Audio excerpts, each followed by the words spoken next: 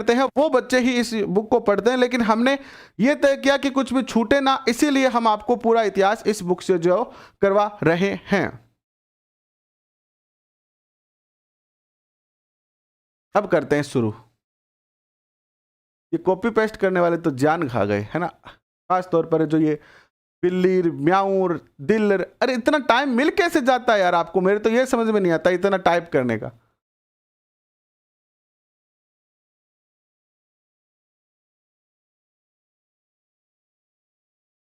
हाँ बिल्कुल, वो चित्रकला का आपको सफेद पेज वाला भी पीडीएफ मिल जाएगा।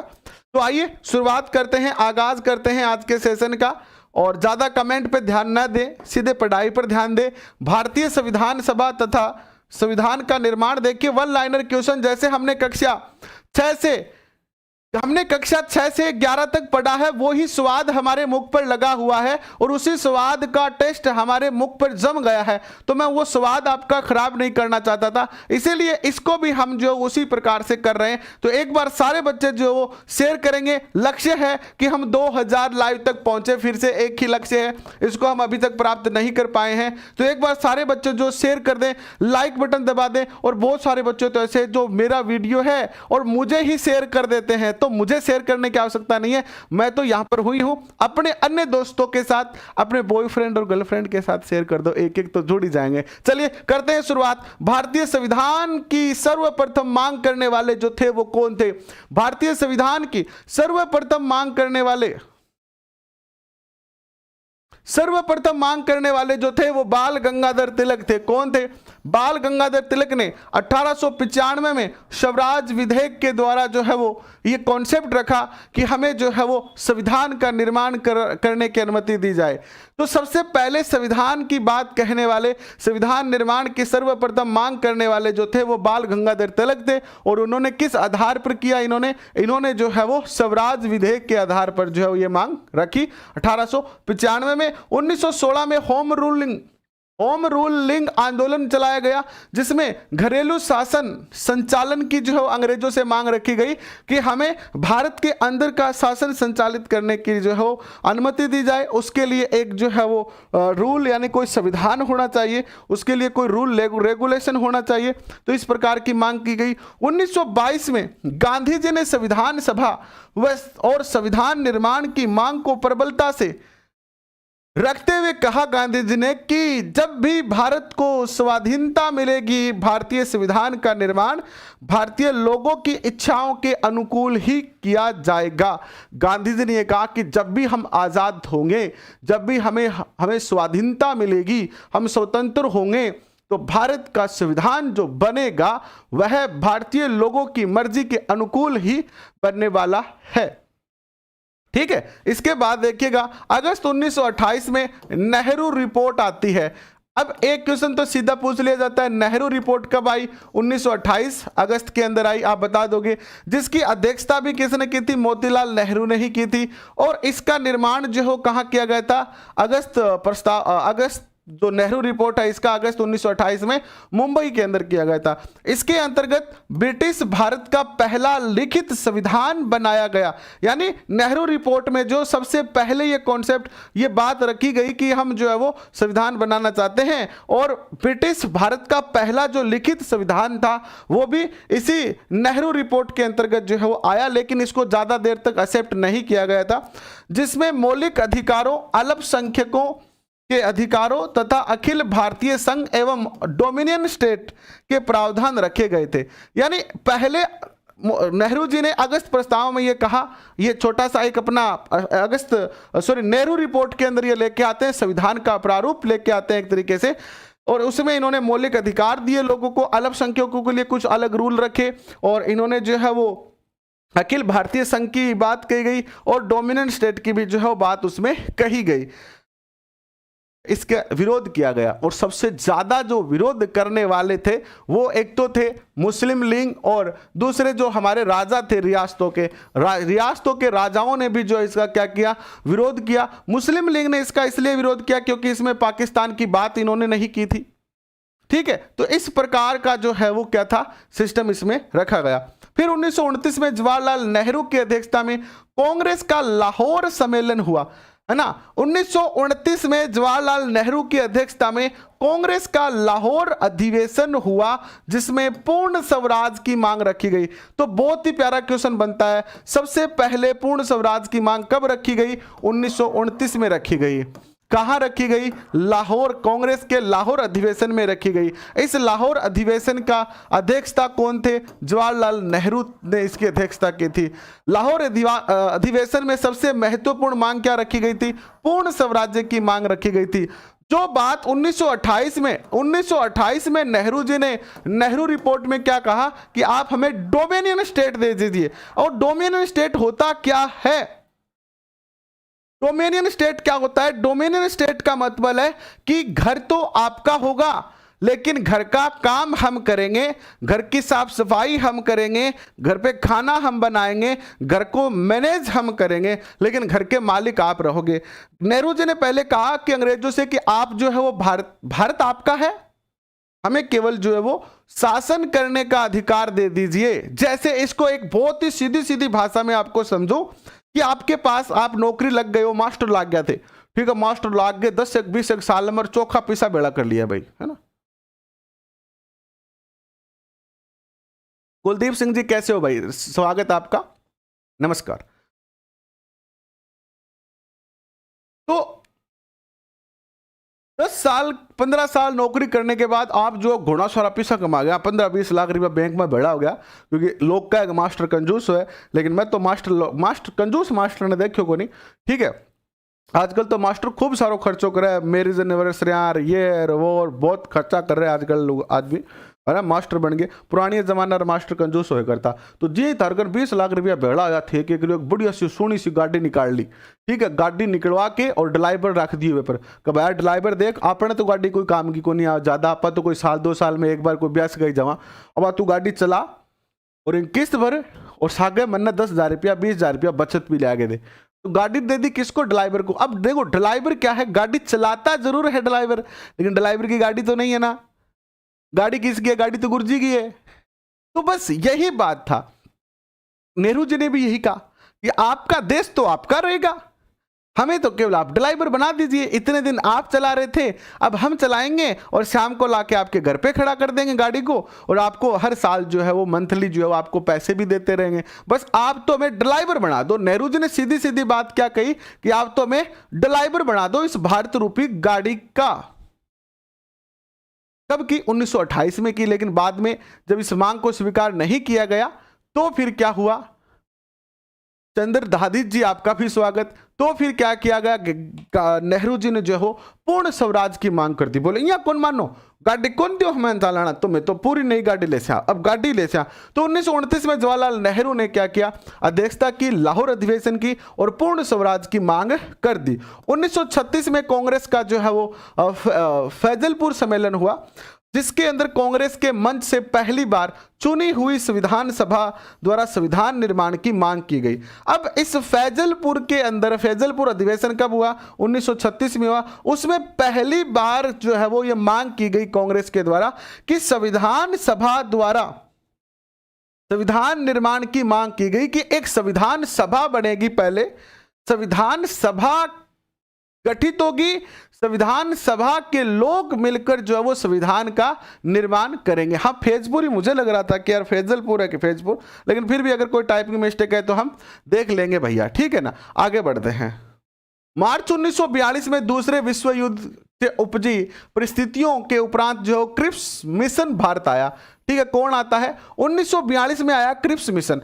अब अंग्रेजा का लाग रही लाठी के लाग रही का अंग्रेजा के ऊपर अमेरिका दबाव डालने लग रही हो, क्योंकि अंग्रेज और अमेरिका वाले सब मिले हुए थे। ये एक गुट में थे और दूसरा गुट था जापान वगैरह का इनका। तो अमेरिका लाग रहे हो, चीन भी, अमेरिका, चीन, लंदन, ये ब्रिटेन, ये सब एक तरफ थे। तो इधर चीन अंग्रेजों को दबाव डाल रहा था, इधर जो है वो चीन, इधर अमेरिका अंग्रेजों पे दबाव डाल रहा था। क्या दबाव डाल रहा था? कि आप भारत को युद्ध में शामिल करो, क्योंकि भारत के जो सैनिक थे ना वो ऐसे थे कि कुछ भी कर गुजरने के लिए तैयार थे। और पहले विश्व युद्ध के अंदर भारतीय सैनिकों ने जाकर विश्व के हर कोने में युद्ध लड़ा और अंग्रेजों को जो है वो जीत दिलाई थी। तो अब जो है वो इस सेकेंड वर्ल्ड वॉर के अंदर भारतीयों ने कहा हम तो शामिल नहीं होंगे, तो अब क्रिप्स मिशन को भेजा गया कि तू जा भारतीय ने बुला के ला और बाना कहे थे अंग्रेजा के सागे युद्ध में शामिल हो और जी थाना आजादी में युद्ध जीतांगा थाना आजाद कर दे जा, है ना। चलो आगे बढ़ते हैं। क्रिप्स मिशन भारत भेजा गया जो एक सदस्य था, यह जरूर याद रखना आप, ये क्रिप्स मिशन जो था वो एक सदस्य ही था। इसने युद्ध के बाद भारत के उत्तरदायी शासन की मांग को मानने का वचन दिया कि मैं थाना एकदम पक्को वादो करूं, है ना, और मैं थाना जिखवा वो एकदम जी हाँ युद्ध खत्म हो सी और इन्ना थाना कर देगा आजाद, ये थारो खुद को शासन चलायो, मजा करियो, चिल करियो, गांधी जी ने नेहरू जी ने कहो। लेकिन यहां पर भी इन्होंने जो है डोमेनियन स्टेट की बात कह दी। क्रिप्स मिशन बोलियो कि भैया डोमेनियन स्टेट दे सिया, लेकिन थाने पूर्ण स्वराज्य तो कौन दिया, ठीक है। जिसे कांग्रेस लिंग और गांधी जी ने दोनों ने ही जो है वो क्या कर दिया था, नामंजूर कर दिया। और गांधी जी ने तो एक बात कह डाली कि ये जो क्रिप्स मिशन जो है ना वो क्या है, पोस्ट डेटेड चेक है, एक ऐसा चेक जिसकी दिनांक चली गई है। जैसे किसी ने आपको तारीख का दिया था कि 28 फरवरी को आप जो है वो चेक बैंक में जमा करा देना और आपने नहीं करवाया, उसकी डेट चली गई है, उसकी चेक की डेट चली गई है, लास्ट डेट जो जमा कराने की थी। वैसा चेक बताया किसने, गांधी जी ने। किसको, क्रिप्स मिशन को, कि ये जो क्रिप्स मिशन है वो पोस्ट डेटेड चेक है, यानी जिसकी डेट ओवर हो गई है वो चेक है। यानी सीधा सीधा कहें जैसे दवाई होती है मेडिसिन में, एक्सपायर हो गया है, ये तो क्या हो गया है, एक्सपायर हो गया है। इसके बाद देखिए, हाँ, शिक्षण विधि की बात आपने कही है नरेश कुमार, तो आज शिक्षण विधि के अंदर हम 10:30 बजे एसएसटी की शिक्षण विधियों के अंदर अब तक जितने भी पेपर हुए हैं उसके जो शिक्षण विधियों के क्वेश्चन आए हैं, देखिए शिक्षण विधियों के कितने क्वेश्चन आए, लगभग 40 पेपर तो हुए हैं किसके, सीटेट के, और 5 पेपर हुए हैं, 40 नहीं 10 पेपर तो हुए हैं 2011 से लेकर 20 तक, 10-11 पेपर तो हुए हैं सीटेट के, रीट लेवल सेकंड के, और नहीं उसके तो 40 ही हो जाएंगे क्योंकि वो एक साल में 2 बार होती है, और 5 पेपर हुए हैं सीटेट रीट के। तो लगभग जो है वो जो 15-20 पेपर हुए हैं उन सबके क्वेश्चन मैं आपके लिए लेके आऊंगा 10:30 बजे। आज 10:30 बजे हम शिक्षण विधियों से अब तक जितने भी क्वेश्चन पूछे गए वो एक साथ आपको करवा दूंगा, इसके बाद कुछ बचेगा ही नहीं। रीट में, सीटेट में, जिसमें जितने भी क्वेश्चन आए हैं आज तक आपके शिक्षण विधियों से संबंधित, खास तौर पर एसएसटी की शिक्षण विधियों से, फिर हम इसी प्रकार हिंदी के क्वेश्चन भी आए हुए करेंगे, फिर आपको थोड़ा थोड़ा और डिटेल में पढ़ाएंगे। तो 10:30 बजे जरूर आना, ऑब्जेक्टिव टाइप ही है वो, ठीक है। अंग्रेज एक ऐसा दिवालिया बैंक है जो भविष्य में कभी भी फेल हो सकता है। दूसरी बात इन्होंने ये भी कही थी, भारत में शासन की अव्यवस्था को देखते हुए तत्कालीन वायसराय लॉर्ड जो वेवल ने जून 1945 के अंदर, कब, जून 1945 में शिमला में सर्वदलीय बैठक बुलाई जो किसी भी तार्किक नतीजे पर नहीं पहुंची। तो इसे हम किस नाम से जानते हैं, शिमला सम्मेलन के नाम से जानते हैं, इसे हम वेवल योजना के नाम से जानते हैं। अब क्वेश्चन पूछा जाएगा शिमला सम्मेलन कब हुआ था, तो आप बता देना कि जून 1945 के अंदर हुआ था। वेवल योजना कब आई थी, तो जून 1945 में आई थी, एक ही दोनों, लेकिन इसका कोई भी जो निष्कर्ष नहीं निकल पाया।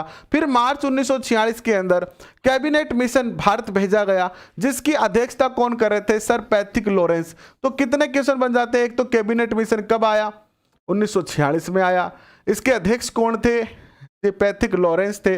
अच्छा, इसके अंदर और कितने सदस्य थे, टोटल 2 सदस्य और 1 अध्यक्ष था, तो टोटल सदस्य जो थे वो कितने थे, 3 थे। देखो, एक तो पैथिक लॉरेंस तो इसके अध्यक्ष हो गए, इसके अलावा जो है वो Stafford Cripps and A V Alexander, इनके जो है वो 2 सदस्य थे। इस आयोग द्वारा तत्कालीन समय में भारत का सही निर्धारण करने का प्रयास किया गया। इसकी सिफारिश के आधार पर संविधान सभा की रचना की गई जो निम्न प्रकार थी। तो किस के सिफारिश पर जो है वो, या किस की सिफारिश के आधार पर भारत के अंदर संविधान सभा का निर्माण हुआ, तो कैबिनेट मिशन के सिफारिश पर, मार्च 1946 में जो कैबिनेट मिशन आया उसकी सिफारिश पर जो है भारत में क्या हुआ,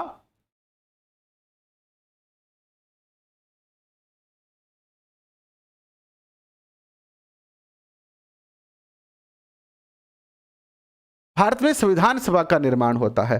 संविधान सभा में कुल जो सदस्य हुए थे भारत की संविधान सभा में कुल जो सदस्य थे वो 389 सदस्य थे। कितने थे?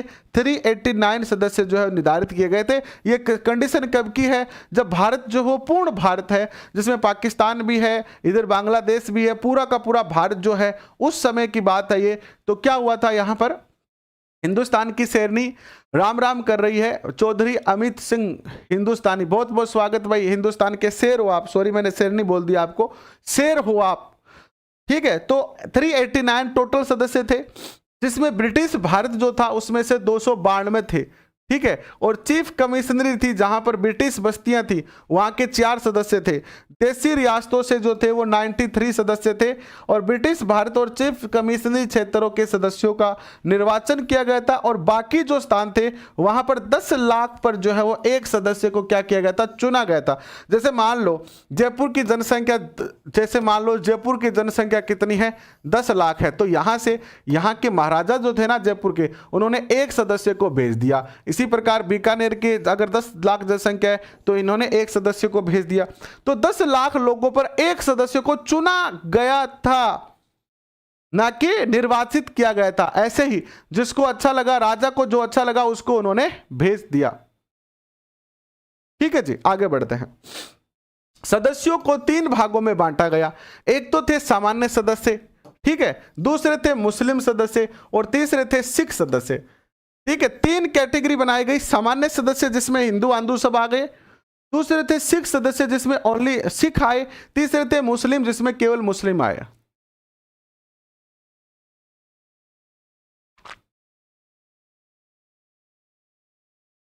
इसके बाद देखो क्या होता है। यहां पर सबसे पहले क्या किया गया? पाकिस्तान की मांग को नामंजूर कर दिया गया। इस संविधान सभा के अंदर ही क्या कर दिया गया? 389 जो सदस्य थे, इसमें पाकिस्तान के यानी मुस्लिम जो सदस्य थे वो थोड़े थे। अब ये थोड़े कैसे थे इसको भी समझ लेते हैं हम। पूरे भारत में जहां जहां मुस्लिम क्षेत्र था ना, उसके मुकाबले तो ये बहुत ज्यादा थे, लेकिन अगर भारत के परिप्रेक्ष्य में देखें तो ये बहुत थोड़े थे। हुआ क्या? पाकिस्तान की मांग को नामंजूर कर दिया। इसी आयोग की सिफारिश के आधार पर जुलाई 1946 को चुनाव संपन्न करवाए गए। चुनाव हुए, किसके लिए चुनाव हो रहे हैं? ये चुनाव हो रहे हैं संविधान सभा के लिए। किसके लिए चुनाव हो रहे हैं? संविधान सभा के लिए चुनाव हो रहे हैं। और यह चुनाव कब हुए? जुलाई 1946 के अंदर हुए। और कांग्रेस को इसमें सीटें मिली 208। ठीक है, 389 में से कितने में से? 389 सदस्य थे, जिसमें से कांग्रेस को 208 सदस्य मिले। मुस्लिम के आए कितने? 73 आए। और अन्य जो आए वो कितने आए? 15 सीटें आई। अब मुस्लिम रह गए कम।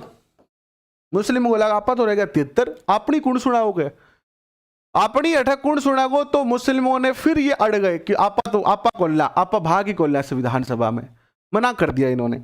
4 चीफ कमिश्नरी क्षेत्रों में दिल्ली आता है, एक आता है कुर्ग का अर्थ होता है कर्नाटक, एक आता है अजमेर मेरवाड़ा, एक आता है ब्रिटिश बलूचिस्तान जो पाकिस्तान के अंदर है।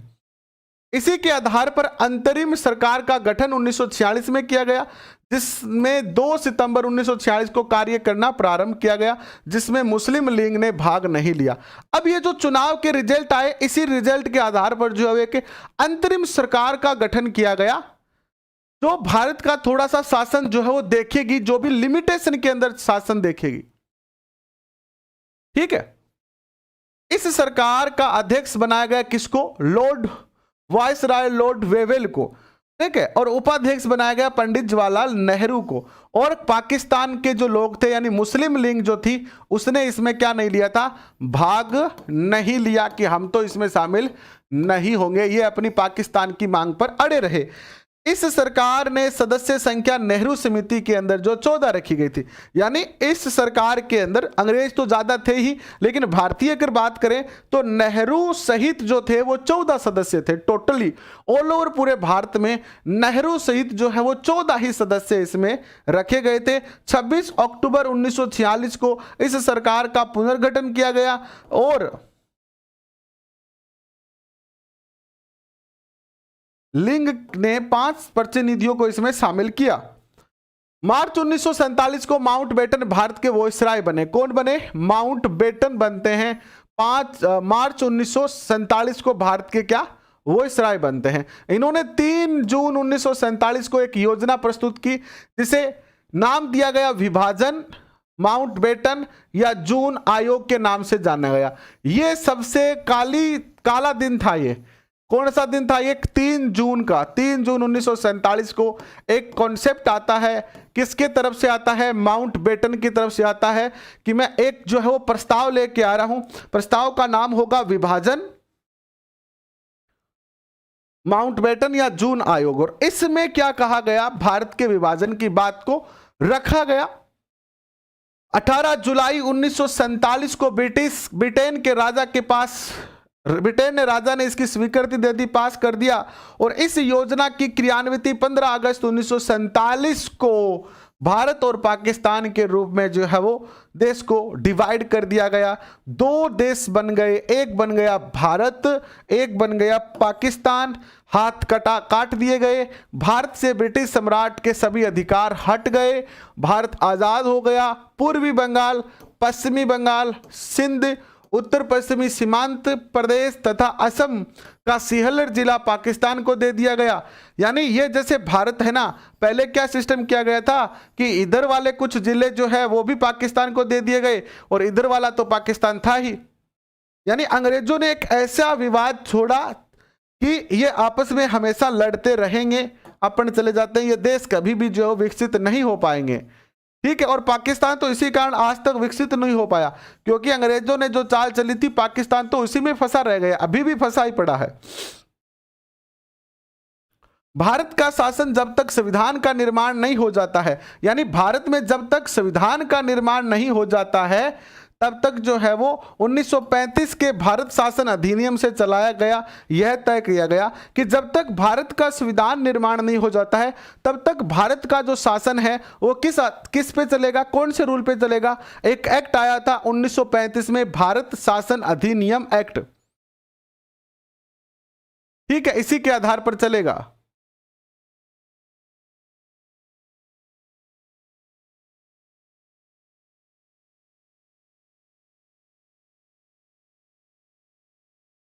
तो एक क्वेश्चन बनता है कि भारत के संविधान निर्माण से पहले भारत जो किस रूल के अकॉर्डिंग चल रहा था, कौन से अधिनियम के तहत अपना कार्यभार चला रहा था? शासन 1935।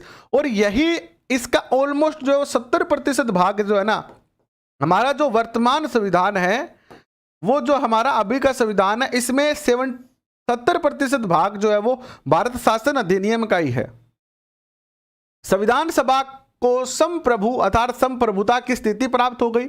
भारत का वॉइसराय माउंटबेटन बन गया, लेकिन पाकिस्तान के गवर्नर जनरल बने वॉइसराय मोहम्मद अली जिन्ना। विभाजन के बाद संविधान सभा का पुनर्गठन किया गया। एक क्वेश्चन बनता है कि विभाजन के बाद पहली संविधान सभा की बैठक कब हुई? 9 दिसंबर 1946 को हुई, जिसमें अस्थायी सदस्य किसे बनाया गया था? अस्थायी अध्यक्ष किसे बनाया गया था? भारतीय संविधान सभा का, विभाजन के बाद की बात कर रहा हूं। अस्थायी जो अध्यक्ष बनाया गया था सच्चिदानंद सिन्हा को बनाया गया था। हजार बार ये क्वेश्चन पूछा जा चुका है ऑल ओवर पूरे भारत के पेपरों में। दूसरी बैठक हुई 11 दिसंबर 1946 को, जिसमें स्थायी अध्यक्ष बनाया गया डॉक्टर राजेंद्र प्रसाद को। इसी बैठक के उपाध्यक्ष बने HC मुखर्जी तथा संवैधानिक सलाहकार बने BN राव। ठीक है, BN राव। और तीसरी बैठक हुई 13 दिसंबर 1946 को, जिसमें नेहरू जी के द्वारा उद्देश्य प्रस्ताव पेश किया गया। यह भी एक क्वेश्चन है, नेहरू जी ने संविधान का उद्देश्य प्रस्ताव कब पेश किया था? 13 दिसंबर 1946 को। संविधान सभा ने 22 जनवरी 1947 को अपना लिया इस उद्देश्य प्रस्ताव को, और इन्हीं उद्देश्य प्रस्ताव के आधार पर भारतीय संविधान की प्रस्तावना निर्मित की गई और भारतीय संविधान सभा द्वारा संविधान निर्माण हेतु कुछ समितियों का जो है वो गठन किया गया। और ये जो समितियां थी, यहां से क्वेश्चन पूछा जाता है तो ये समिति आपको याद रखनी है। जैसे कि एक तो थी संघ शक्ति समिति, इसके जो अध्यक्ष बने वो पंडित जवाहरलाल नेहरू बने। दूसरी थी संविधान समिति, इसके अध्यक्ष बने पंडित जवाहरलाल नेहरू। तीसरी थी राज्यों के लिए समिति, इसके अध्यक्ष भी बने पंडित जवाहरलाल नेहरू। चौथी थी राज्य और रियासतों से परामर्श समिति, यानी राज्यों और रियासतों से परामर्श कौन करेगा? तो सरदार वल्लभ भाई पटेल करेंगे। मौलिक अधिकारों एवं अल्पसंख्यक समिति के अध्यक्ष सरदार वल्लभ भाई पटेल बने। प्रांतीय संविधान समिति के अध्यक्ष बने सरदार वल्लभ भाई पटेल। मौलिक अधिकारों पर उप समिति बनी, उसके अध्यक्ष बने जेपी कृपलानी। झंडा समिति, यह क्वेश्चन बहुत बार पूछा गया है कि झंडा समिति के अध्यक्ष कौन बने? जेबी कृपलानी। प्रक्रिया नियम समिति या संचालन के अध्यक्ष कौन बने?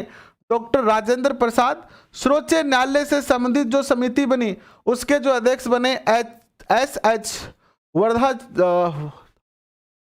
वर्धाचार्य बने। फिर प्रारूप समिति का परीक्षण करने वाला जो समिति है उसके अध्यक्ष बने अलादी कृष्ण स्वामी अय्यर। प्रारूप समिति ड्राफ्टिंग या मसौदा समिति के अध्यक्ष बने डॉक्टर भीमराव अंबेडकर, जिसने पूरे भारत के संविधान का क्या किया था? मसौदा तैयार किया था। मसौदा यानी पूरी की पूरी जो महत्वपूर्ण फैक्ट थे ना वो सारे के सारे किसने दिए थे? डॉक्टर भीमराव अंबेडकर ने ही दिए थे। याद रखना, जब भीम बोलते हो तो याद रखना ये क्वेश्चन कि हमारे संविधान का प्रारूप तैयार करने वाले, खाका तैयार करने वाले, ब्लूप्रिंट तैयार करने वाले भीमराव अंबेडकर थे। संविधान समीक्षा आयोग यानी संविधान की जो प्रक्रिया चल रही है उसकी समीक्षा के लिए एम.एन. वेंकटाचलैया ने जो है वो क्या किया? अध्यक्षता की। अब इस प्रारूप समिति के अंदर जो सदस्य थे वो कौन थे? ये जो प्रारूप समिति है यहां से क्वेश्चन पूछे गए हैं, बहुत सारे क्वेश्चन आते रहते हैं यहां से, तो पूछा जा सकता है। प्रारूप समिति में 7 सदस्य थे। पहला क्वेश्चन तो ये बन जाता है, जिसके अध्यक्ष थे doctor B R. Ambedkar, Alladi Krishnaswamy Iyer दूसरे थे सदस्य। तीसरे सदस्य थे एन. गोपाल स्वामी अय्यर। चौथे सदस्य थे कन्हैयालाल माणिक्यलाल मुंशी। 5वें सदस्य थे एन. माधवराज। यह जो थे वो बी.एल. मित्तल के स्थान पर आए थे, क्योंकि बी.एल. मित्तल जो इसमें नहीं रहे थे। टी.टी. कृष्णामाचारी, यह जो है वो डी.पी. खेतान के स्थान पर आए थे। और मोहम्मद सादुल्ला। प्रारूप समिति 29 अगस्त 1947 को गठित की गई। तो प्रारूप समिति गठित कब की गई थी? 29 अगस्त 1947 को।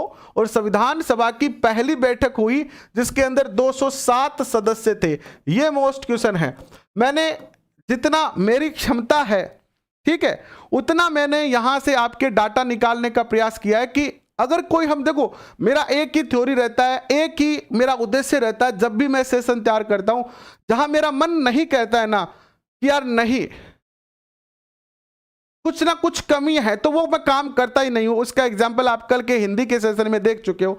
जहां मन स्वीकृत ना हो, जहां पूर्ण विश्वास ना हो, वहां काम नहीं करते। लेकिन जितना काम करते हैं उसमें 100% ईमानदारी और पूरी मेहनत, ये नहीं कि कुछ रह जाए।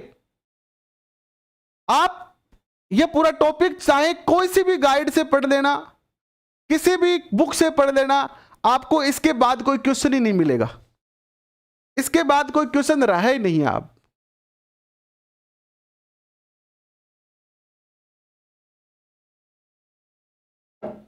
और आपको इसको सारे के सारे की प्रिंट निकालने वाली पीडीएफ मिल जाएगी।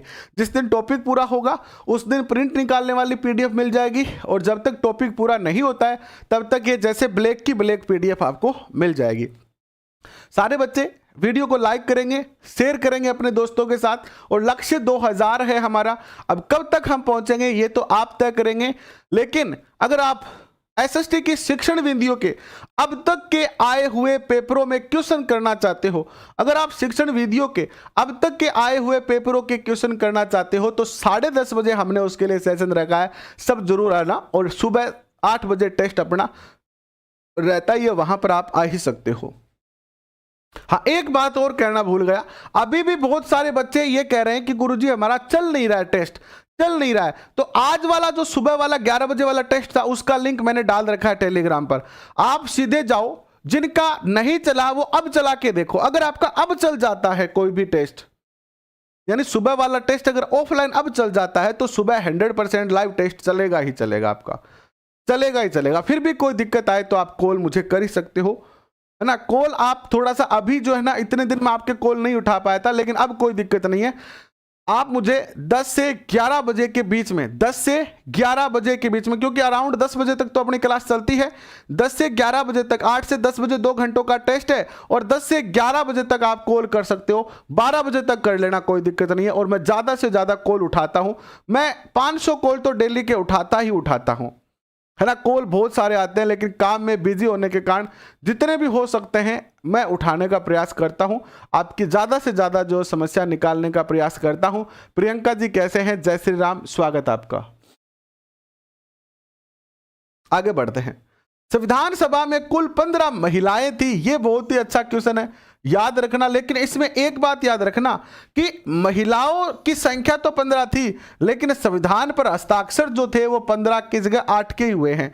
15 अगस्त 1947 को भारत विभाजन के उपरांत संविधान सभा के जो सदस्य घटकर 324 रह गए थे, ठीक है। अक्टूबर 1947 को संविधान सभा के सदस्य घटकर 299 रह गए थे, और संविधान के कुल 3 वाचन संपन्न किए गए। अंतिम जो वाचन जो हुआ, यानी संविधान को पढ़ने का, जब भी संविधान तैयार होता जाता था, कमेटी बैठती थी, समिति बैठती थी, उसमें पढ़कर बाकी सदस्यों को सुनाया जाता था। तो अंतिम जो वाचन हुआ था वो 17 नवंबर 1949 से 26 नवंबर 1949 को हुआ। कुल बैठकें जो हुई थी संविधान की वो 105 बैठकें हुई, 12 अधिवेशन हुए, ठीक है। बैठक कितनी हुई? 105, और अधिवेशन कितने हुए? 12। भारत विभाजन से पूर्व 4 अधिवेशन संपन्न किए गए थे। यह क्वेश्चन पूछा जा सकता है कि कुल कितने अधिवेशन हुए? 12 हुए।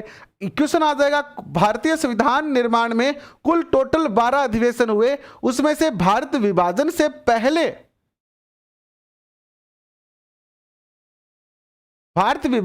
पहले कितनी जो है वो अधिवेशन हो चुके थे? तो 4 हो चुके थे। 7वें अधिवेशन में महात्मा गांधी को श्रद्धांजलि दी गई थी, क्योंकि इनकी मृत्यु हो गई थी इस टाइम तक। मई 1949 को भारत ने राष्ट्रमंडल की सदस्यता ग्रहण करना सुनिश्चित किया। भारतीय संविधान सहमति और समायोजन के आधार पर बना। यह देखो कितना प्यारा क्वेश्चन है आपके स्क्रीन पर, ऐसा का ऐसा ही क्वेश्चन प्रिंट हो जाएगा। भारतीय संविधान रिक्त स्थान के आधार पर बनाया गया, सहमति और समायोजन के आधार पर बनाया गया। भारतीय संविधान सभा के 2 प्रकार के कार्य हैं। पहला कार्य है जब संविधान निर्माण का कार्य किया जाता है तो इसकी अध्यक्षता डॉक्टर राजेंद्र प्रसाद करते थे, और जब संविधान सभा विधायिका के रूप में कार्य करती थी, कानून निर्माण का कार्य करती थी, तो इसकी अध्यक्षता गणेश वासुदेव मावलकर करते थे। यह मोस्ट क्वेश्चन है, याद रखना। संविधान सभा की अंतिम जो बैठक संविधान निर्माण हेतु हुई थी वो 24 नवंबर 1949 को आयोजित की गई, और इस दिन 284 लोगों ने संविधान पर हस्ताक्षर किए थे। तो यह भी बहुत प्यारा क्वेश्चन बनता है कि संविधान पर कितने लोगों के हस्ताक्षर है? 284। हस्ताक्षर करने वाला पहला जो व्यक्ति था जवाहरलाल नेहरू बना। राजस्थान से पहला व्यक्ति कौन था जिसने संविधान पर हस्ताक्षर किए थे? तो बलवंत सिंह मेहता। यह भी बहुत प्यारा क्वेश्चन बनता है, याद कर लेना। और राजस्थान से 24 सदस्य थे संविधान सभा में। राजस्थान से संविधान सभा में कितने सदस्य थे? राजस्थान से संविधान सभा में 24 सदस्य थे। अब एक बार मेरे सारे बच्चे लाइक करके बताओ, क्या आज का सेशन पसंद आ रहा है क्या मेरे शेरों को?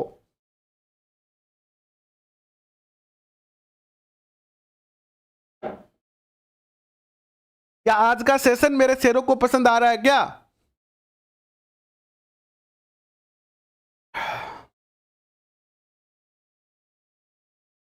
देखो मेरे से तो इससे अच्छा, हालांकि मैं अभी भी और अच्छा करने का प्रयास कर रहा हूं, क्योंकि हम अंत थोड़ी है भैया। ऐसे तो मैं कह नहीं सकता कि इससे ज्यादा अच्छा तो हो ही नहीं सकता है, इससे भी ज्यादा अच्छा हो सकता है। कोशिश जारी है कि इससे ज्यादा अच्छा करें हम, इससे भी ज्यादा अच्छा करें हम। और आज एक बात देख रहे हो क्या आप?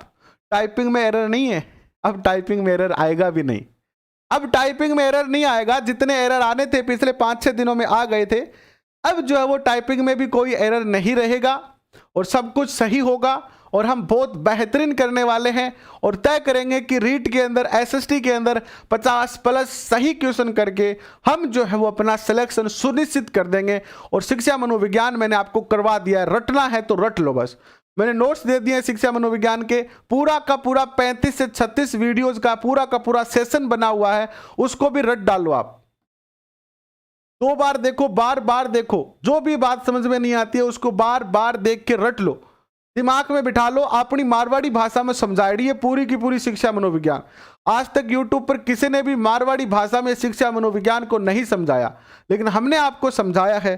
तो जो भी कॉन्सेप्ट आपके कमजोर हैं वो आप दोबारा देख देख के पढ़ लो, और प्लीज सारे बच्चे अन्य बच्चों के साथ शेयर करेंगे ताकि बाकी बच्चों को भी इन सब चीजों से जो है वो बेनिफिट मिले और सबका सिलेक्शन हो। लेकिन एक बात अपने दिमाग में रख लेना, 125 से कम रहने नहीं चाहिए। एक भी ऐसा सब्जेक्ट नहीं होना चाहिए जहां हम 25 से नीचे जाएं। 25 से नीचे जाने का मतलब है सिलेक्शन से पीछे हटना। प्रत्येक सब्जेक्ट में 25 क्वेश्चन सही होने जरूरी है, ठीक है। तो 125 प्लस 120 से नीचे मेरिट रहेगी नहीं अब की बार। और मुझे ऐसे मेरी अंतरात्मा कहती है, बाकी तो मैं मेरिट पे चर्चा करता नहीं हूं, लेकिन जो टेस्ट हो रहा है ना अपना डेली, पिछले लगभग हमने 15 तारीख से टेस्ट शुरू किया था और 28 तारीख तक टेस्ट किया था, और लगभग ऑलमोस्ट जो डेली हमने किए, तो उन टेस्टों से रिजल्ट निकल के किया, क्योंकि डेली एक टेस्ट में जो है वो 700 से लेकर 500 बच्चे रहते हैं। तो हमने जो एवरेज 400 बच्चे पकड़े और 400 बच्चों का हमने रिजल्ट निकाला, और 10 दिन हमने टेस्ट किए, 15 दिन टेस्ट किए, तो 10 को 15 से गुणा करके एक एवरेज जब निकाला तो भैया मेरिट जो रह रही है ना वो 125 के आसपास ही रहेगी, 120 प्लस रहेगी और 125 के नीचे रहेगी, इससे ऊपर नीचे मेरिट नहीं जाएगी। तो इस आंकड़े को हमें पार करना है, हमें 125 प्लस पहुंचना है, हमें 125 प्लस पहुंचना है ताकि हम सेफ हो जाएं, मेरिट चाहे कुछ भी रहे।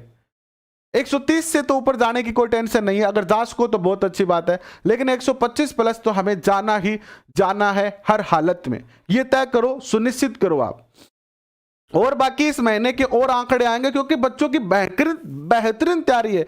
इस बार तो मेरे शेर शेरनियों ने जो कुछ भी करने की ठान रखी है, तो हमें भी कंपटीशन करना पड़ेगा। अब की बार आर पार की लड़ाई है, याद रखना। 11 सदस्य देशी रियासतों से एक चीफ कमिश्नर अजमेर और मेरवाड़ा भी क्षेत्र था। 26 नवंबर 1949 को संविधान के 15वें अनुच्छेद, जिसमें नागरिकता, अंतरिम संसद तथा संक्रमणकालीन उपबंध लागू किए गए थे। संपूर्ण संविधान जो लागू हुआ था वो 26 जनवरी 1950 को लागू हुआ, लेकिन लागू करने से पूर्व 24 जनवरी 1950 को अंतिम बैठक हुई थी। तो ये क्वेश्चन बहुत बार पूछा गया है कि 26 जनवरी 1950 को संविधान लागू होने से पहले अंतिम बैठक कब हुई थी? 24 जनवरी को हुई थी। डॉक्टर राजेंद्र प्रसाद को भारत का राष्ट्रपति चुना गया। राष्ट्रीय गीत और राष्ट्रीय गान अपनाया गया। कब अपनाया गया राष्ट्रीय गीत? देखो, पहले प्रधानमंत्री बने 24 जनवरी को, राष्ट्रीय गीत अपनाया गया 24 जनवरी को, राष्ट्रगान अपनाया गया 24 जनवरी को। राष्ट्रगान जो लिखा था वो रविंद्रनाथ टैगोर ने पहली बार 1911 में इन्होंने जो है वो कोलकाता अधिवेशन में ये गाया था, और इसकी अवधि जो है वो 52 सेकंड की है और रचना है इसकी मूल बांग्ला भाषा के अंदर। जबकि राष्ट्रीय गीत गाया गया बंकिम चंद्र चटर्जी के द्वारा, और यह मूलतः संस्कृत भाषा में है तथा आनंद मठ से लिया गया है। तो यहाँ से भी क्वेश्चन पूछे गए थे, तो ये भी हमने इसके अंदर जो है वो इंक्लूड कर लिए हैं, शामिल कर लिए हैं। इसके बाद संविधान के स्रोत की बात करेंगे हम। संविधान में 395 अनुच्छेद, 22 भाग और 8 अनुसूचियां तथा 14 भाषाएं रखी गई थी। लेकिन वर्तमान में क्या है, ये तो है मूल संविधान की बात है। अब अगर बात करते हैं तो 395 अनुच्छेद है, जो ऐसे अनुच्छेद का 395 ख, 395 ग करके 445 लगभग हो गए हैं। 22 भाग जो है वो 22 ही है अभी। अनुसूचियां जो 8 थी वो बढ़कर 22 हो गई है, 12 हो गई है, और भाषाएं जो है वो बढ़कर कितनी हो गई है? 22 भाषाएं हो गई है, जो 14 भाषाएं थी पहले। अब हम कल के सेशन में चर्चा करेंगे कि भारत का संविधान जब निर्मित हुआ तो कौन से देश से हमने क्या सीखा, कौन से देश से हमने क्या लिया, कौन से देश से हमने कौन से कॉन्सेप्ट एक्सेप्ट किए। तो ये सारी चीजें हम कल सीखेंगे। थोड़ा सा आज जो है ना, थोड़ा सा अगले सेशन का डाटा तैयार करना है, तो इसीलिए आज का ये जो सेशन है वो थोड़ा सा 15 मिनट पहले हम बंद कर रहे हैं, ठीक है। थोड़ा सा 15 मिनट पहले हम बंद कर रहे हैं। अभी 10:30 बजे आपसे फिर से मुलाकात करेंगे हम आपसे, जहां हम डिस्कस करेंगे शिक्षण विधियों से संबंधित, और वो भी एसएसटी की शिक्षण विधियों से संबंधित बेहतरीन मल्टीपल चॉइस क्वेश्चन, वो भी पेपर में आए हुए। मैं आपको एक एक पेपर का नाम बताऊंगा कि कौन से पेपर में कौन सा क्वेश्चन आया था। एरर क्या आ गया भैया बताओ? मीनाक्षी जी क्या एरर आ गया है? हाँ, आज 15 मिनट बाकी है, लेकिन क्या है थोड़ा सा फाइनल टच देना है। मैंने ये तय कर लिया कि किसी भी क्लास में कोई गलती ना रहे, और गलती ना रहे ना, इसलिए 465 वाला क्या मैटर है यहाँ पर, पहले तो ये देखता हूं मैं। अच्छा 445 किसका 465 कह रहे हो क्या आप? इसको भैया और देख लेंगे, मेरी जो बुक है वो थोड़ी सी पुरानी है, तो हो सकता है कुछ और हो गया, इसको भी हम और अपडेट करवा देंगे आपको जो भी होगा। तो 10:30 बजे वाली क्लास में मिलेंगे। कल अपना पूरा 1 घंटे का रहेगा। आज थोड़ा सा, क्योंकि आज दिन में टाइम नहीं मिला ना, आज थोड़ी सी, एक दिन की छुट्टी जब हो जाती है ना, तो 4 दिन का काम बढ़ जाता है।